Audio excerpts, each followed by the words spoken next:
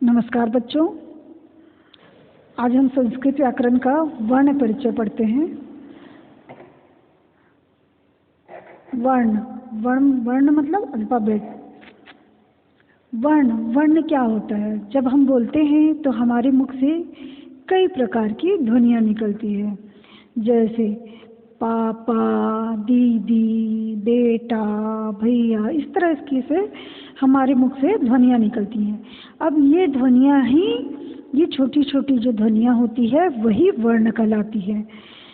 तो जैसे ये इतनी छोटी होती है कि इनके अधिक टुकड़े नहीं किए जा सकते, तो हम वर्ण की परिभाषा क्या ले सकते हैं? जिस सार्थक ध्वनि का खंड नहीं हो सके, जिस सार्थक ध्वनि का टुकड़ा नहीं किया जा सकता, खंड नहीं किया जा सकता, उसे वर्ण या अक्षर कहते हैं। वर्ण के दो भेद होते हैं, स्वर वर्ण और व्यंजन वर्ण। तो वर्ण के हम दो भेद करते हैं। जितने वर्ण हैं हमारे हिंदी वर्णमाला में, जितने वर्ण हैं उसके हम दो भेद करते हैं। एक होता है स्वर वर्ण और दूसरा होता है व्यंजन वर्ण। स्वर वर्ण क्या होता है? जिस सार्थक ध्वनि के उच्चारण में अन्य किसी वर्ण की सहायता न ली जाए, है ना, उसकी अन्य किसी वर्ण, कोई वर्ण और हम उसकी सहायता नहीं लेते हैं, उसे स्वर वर्ण कहते हैं। स्वर के उच्चारण में अंदर से आने वाली ध्वनि में किसी तरह की रुकावट नहीं होती। संस्कृत में स्वर वर्ण 13 होते हैं, हिंदी में वो 11 होते हैं। जैसे हिंदी में होते हैं आ, ई, उ, री, ए, ओ। ये 11 ध्वनियाँ जो है वो हिंदी में होती है, लेकिन संस्कृत में हमारी स्वर वर्ण होते हैं 13 होते हैं। जैसे आ, ई, उ, री। तो ये छोटा री हो गया और ये बड़ा री हो गया। इसका प्रयोग भी संस्कृत में होता है। ऋ, ए, ओ और आ, ये ध्वनियाँ जो है वह स्वर वर्ण कहलाती है। स्वर वर्ण को भी, इन ध्वनियों को, ये स्वर वर्ण की जो 13 ध्वनियाँ हैं उसे हम 3 भेद कर सकते हैं। तो ये तो प्रायः ये 2 भेद हो जाते हैं। ये ह्रस्व स्वर, दीर्घ स्वर और प्लुत स्वर, ये 3 भेद होते हैं। ह्रस्व स्वर, दीर्घ स्वर और प्लुत स्वर।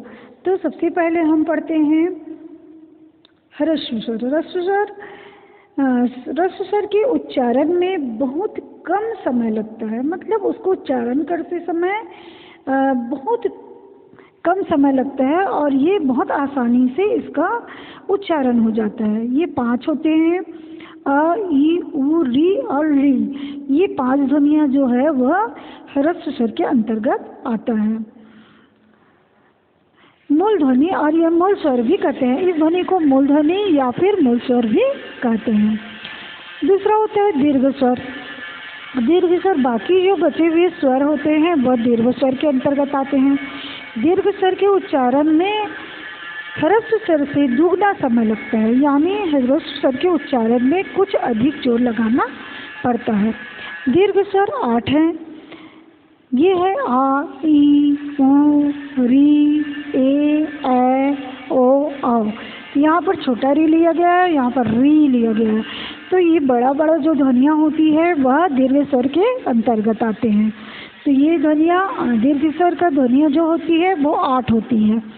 और तीसरा होता है प्लुत स्वर। प्लुत स्वर क्या है? प्लुत स्वर जो होता है, जो जब उच्चारण करते हैं तो उससे दीर्घ स्वर से भी तिगुना समय लगता है। दीर्घ स्वर से भी अधिक ज़्यादा जोर लगाना पड़ता है और उससे अधिक ज़्यादा समय लगता है।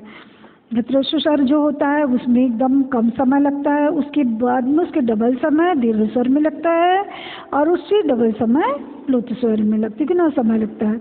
इसका प्रयोग हम संबोधन वगैरह करते हैं तब इसका प्रयोग करते हैं। जैसे हे कृष्ण नाम वगैरह पुकारते हैं तो हम इसका प्लुत स्वर का प्रयोग करते हैं। व्यंजन वर्ण क्या है? व्यंजन जिसका उच्चारण स्वर की सहायता से हो उसे व्यंजन वर्ण कहते हैं। हम इसका उच्चारण अकेले नहीं होता, इसका उच्चारण क्या होता है? स्वर वर्ण की सहायता से किया जाता है। स्वर वर्ण को हम इस पे जोड़ते हैं तभी व्यंजन वर्ण का उच्चारण होता है। ये संख्या में 33 होते हैं, 33। इस संख्या में 33 होते हैं। इसको भी हम कुछ स्वर को अलग अलग प्रकार से बांटते हैं। ये जो स्वर है उसे स्पर्श व्यंजन कहा जाता है। ये व्यंजन जो है क वर्ग, च वर्ग, ट वर्ग, त वर्ग, प वर्ग, ये वर्ग में जो व्यंजन वर्ण बटे हुए हैं, इन वर्ग में 5 वर्ग में जो व्यंजन वर्ण बटे हुए हैं उसे स्पर्श व्यंजन कहते हैं।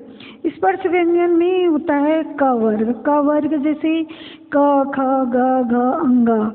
च वर्ग च, छ, ज, झ, इया।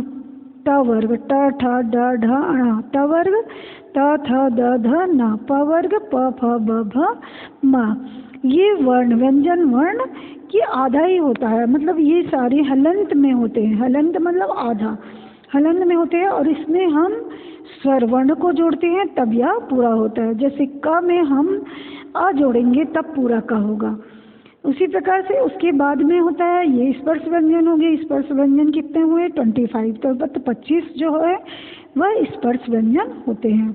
उसके बाद है अंतस्थ व्यंजन। अंतस्थ व्यंजन य, र, ल, व, ये 4 जो है वह अंतस्थ व्यंजन है। अंतस्थ व्यंजन 4 जो है य, र, ल, व अंतस्थ व्यंजन। और उष्म व्यंजन क्या है? श, श, श, ह। इसमें उष्मा बाहर निकलती है, उष्म व्यंजन कहलाता है। तो ये श, श, श, ह ये उष्म व्यंजन कहलाते हैं। तो इनकी सामान्य जानकारी हमको जरूरी है ना। संस्कृत पढ़ते समय हमको ये वर्ण की जानकारी हमको जरूरी है। और ये वर्ण हम क्लास 1 से पढ़ते आ रहे हैं, इसलिए हम इसको ज़्यादा नहीं पढ़ेंगे, इसको हमको जानकारी लेनी है। तो यह अनुस्वार और विसर्ग। वर्णों के अंतर्गत अनुस्वार क्या होता है? जो ऊपर बिंदी लगा होता है वह अनुस्वार कहलाता है। और विसर्ग जैसे हमको पता है, विसर्ग मतलब 2 बिंदी जो बाहर लगा होता है वो विसर्ग कहलाता है। इस तरीके के इसकी गणना नहीं होने पर ये वर्णों की तरह कार्य करते हैं। ये वर्ण अनुस्वार का उच्चारण नाक से तथा विसर्ग का उच्चारण आधा ह के समान होता है। अनुस्वार जो ऊपर बिंदी लगता है तो उसका उच्चारण कहाँ से होता है? नाक से होता है। जैसे संसार लिखा हुआ है, सम ऊपर बिंदी लगा है तो यहाँ पर क्या ये अनुस्वार है, संसार। तो ये नाक से उच्चारण हुआ। विसर्ग का उच्चारण ह की तरह होता है। जैसे बालक पढ़ते हैं तो बालक, घटः, ह। इस तरीके से इसका उच्चारण हम करते हैं। अब है संयुक्त स्वरयुक्त व्यंजन। स्वरयुक्त व्यंजन सारे व्यंजन जो होते हैं, ये जो वर्ग के स्वर व्यंजन वर्ण जो होते हैं वह स्वर युक्त होते हैं, स्वर से युक्त होते हैं। स्वर इसमें जुड़ा रहता है। जैसे हम ये क से हम ले रहे हैं तो अगर हम इसको क व्यंजन वर्ण है उसको हम स्वर जोड़ देंगे, ये सारे स्वर को जोड़ेंगे तो क्या होगा? क में हम अ को जोड़े तो क हो गया पूरा, क में हम ई के जोड़े तो की हो गया, क में हम कु को छोटा ऊ को जोड़े तो कु हो गया, क में हम री का जोड़े तो री क्री हो गया, क में हम ए को जोड़े तो के हो गया। इसी प्रकार से क में आ का, क में ई की, क में उ कु, र में उ रु, क में ए के, क में ए कै, क में ओ को, क में अ क, क में ली क्ली, र में उ रु। तो इस तरीके से हम सारे व्यंजन वर्ण में ये मात्राएं को जोड़ेंगे तो ये मात्रा जो है आ ई उ। तो इसी तरीके से हमारे मात्राओं वाले व्यंजन बन जाते हैं ना। अब है संयुक्त अक्षर वाले व्यंजन। संयुक्त अक्षर वाले व्यंजन क्या होते हैं? जो जिसमें 2 वर्णों से मिल 2 या 2 से अधिक वर्णों से मिलकर बना होता है वो संयुक्त अक्षर वाले व्यंजन कहलाते हैं। जैसे छतरी का छ है, छतरी का छ क स और अ से मिलकर पूरा छतरी का छ बना है। त्रिशूल का त्र त र और अ से मिलकर त्रिशूल का त्र बना है। ज्ञानी का ज्ञ ज या और अ से मिलकर ज्ञानी का ज्ञ बना है। क्र क और र से और अ से मिलकर क्र बना है। स र अ से मिलकर स्र बना है। तो इस प्रकार से हम वर्ण विच्छेद और वर्ण संयोजन हम कर सकते हैं। जैसे हमारा पुस्तक दिया है, प में छोटा ऊ का मात्रा जोड़ेंगे तो पू हो गया। स आधा सा है तो आधा सा ये हलंत है मतलब आधा सा है। त में अ जोड़े तो त हो गया, क में अ जोड़े तो क हो गया। तो ये हो गया पुस्तक। वैसे त्रिशूल, त्रिशूल त्र किससे मिलकर बनता है? त र और अ से मिलकर त्र बनता है। त र और छोटा ई का मात्रा लगा है तो त्रि हो गया। त र ई त्रि। स में बड़ा ऊ का मात्रा है तो श और बड़ा ऊ का मात्रा सु। ल में ल पूरा ला लिखा है तो ल में अ जोड़ेंगे तब पूरा ला होगा तो त्रिशूल हो गया। वैसे कक्षा दिया हुआ है, कक्षा क का क हो गया, क प्लस अ क। छतरी का छ किससे मिलकर बनता है? क और स से मिलकर छतरी का छ बनता है। क और स और यहाँ पर दिया है आ का मात्रा तो आ का मात्रा लगा दिए तो कक्षा हो गया।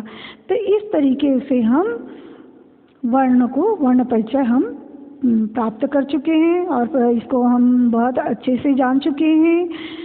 तो आप लोग इसको कॉपी में नोट डाउन कर लीजिएगा। धन्यवाद।